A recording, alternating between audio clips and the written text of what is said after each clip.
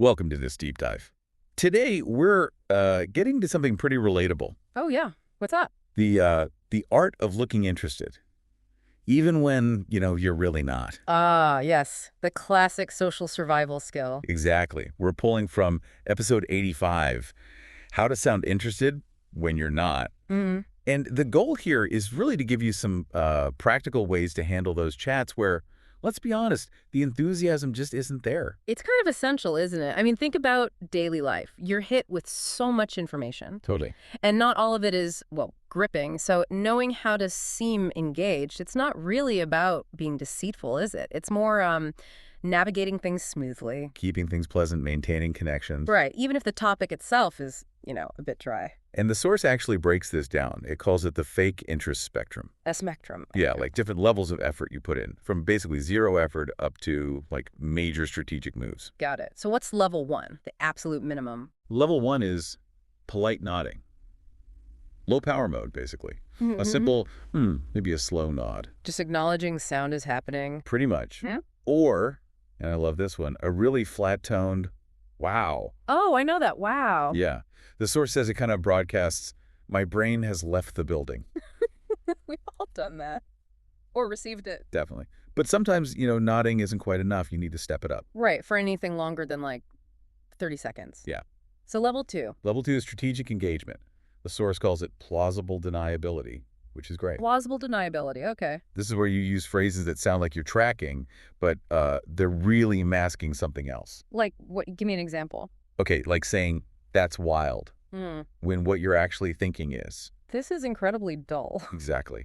Or, I never thought about it that way. Translation. This makes absolutely no sense to me. Precisely. It gives the impression you're engaged, but you don't actually have to, process too much. It's clever. You're basically buying yourself mental breathing room. Totally. You're nodding along saying wild, but mentally, you're maybe making a grocery list. Been there. But what if things get dire? Like you really need out. That's level 3, emergency exits, or abort mission. Okay, the escape hatches. Yeah, your go-to phrases when you just can't take it anymore, but you want to seem, polite-ish. Like the classic. Wait, is that the time? Works like a charm. Doesn't even matter if there's a clock nearby. Or the phone trick. Oh, the best. Sorry, my phone just vibrated, even if it's been off for an hour. It's almost like a social contract, isn't it? These little acceptable fibs to end things gracefully. Yeah, it's like a safety valve. Harmony over forced listening, maybe? I think so. It avoids awkwardness. Okay, so those are the levels. But the source also gets into some pro techniques, ways to really sell it. Advanced maneuvers. Tell me more. First up is the echo trick. Echo trick. Yeah, you just briefly repeat a key phrase the person just said, then add an enthusiastic, wow. Like if they say, my cat learned to play the ukulele. You jump in with, your cat learned the ukulele. Wow. See? Instant credibility for your fake interest. Huh. It's simple, but I can see how that would work. It makes a person feel heard. Exactly. That reflection thing. And the wow is like a little reward. Minimal effort, maximum perceived engagement. Sneaky. Totally. Then there's the question dodge. This one's brilliant. Okay, I'm listening. The magic phrase is, how did that make you feel? Shifting the focus. Completely.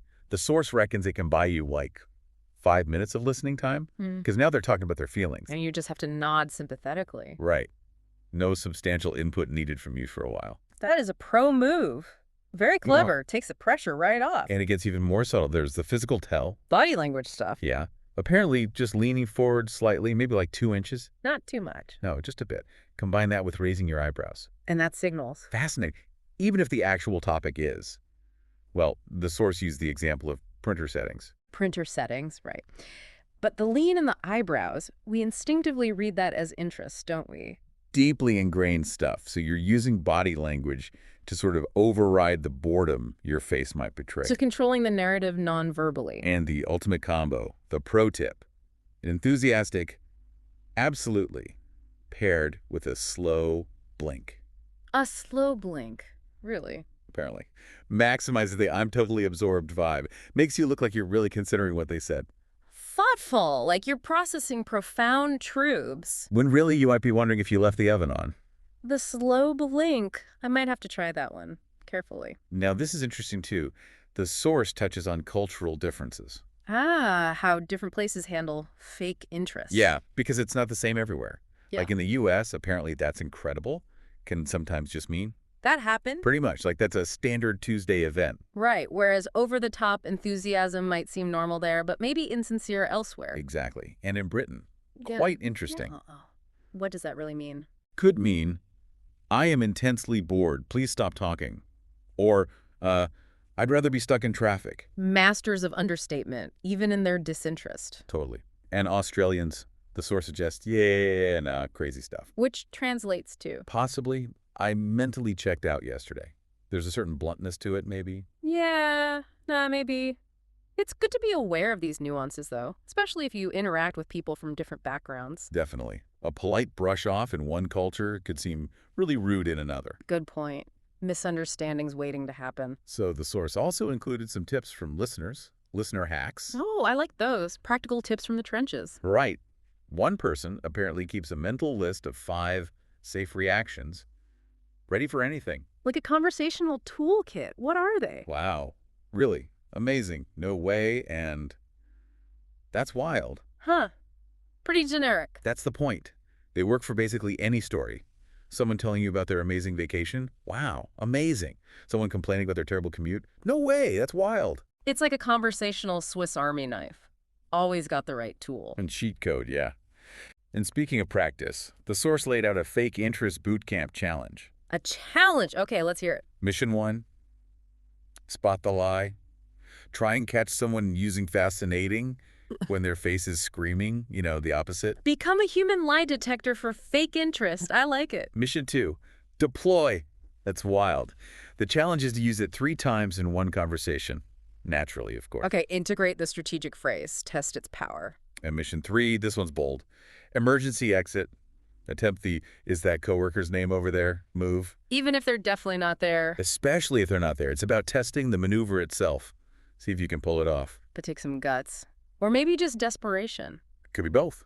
It's all about practicing these social skills. Becoming more aware of how you use them and how others do too. It's actually pretty meta. It is. And they shared this one example, kind of sums it all up. Someone apparently nodded their way through a whole 30-minute talk about cross-stitch. 30 minutes on cross-stitch. Wow. Right. And afterwards, the speaker praised them.